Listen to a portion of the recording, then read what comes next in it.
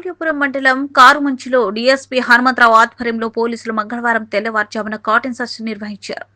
గ్రామంలో ప్రతి వీధిలో సోదాలు చేసి సరైన ధ్రువపత్రాలు లేని బైక్లను స్వాధీనం చేసుకున్నారు. ఇళ్లలో గంజాయి వంటి మత్తు పదార్థాలు నిల్వలపై ఆకస్మిక తనిఖీలు చేపట్టారు.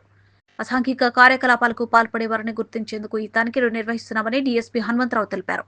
ఈ సందర్భంగా డీఎస్పీ హనుమంతరావు మాట్లాడుతూ సరైన ధ్రువపత్రాలు లేని 34 బైక్లు, మద్యం బాటిళ్లను స్వాధీనం చేసుకున్నట్లు డీఎస్పీ వెల్లడించారు. అసాంఘిక కార్యకలాపాలను అరికట్టడమే లక్ష్యంగా సమస్యాత్మక గ్రామంలో తనిఖీలు చేపడుతున్నామని ఆయన పేర్కొన్నారు.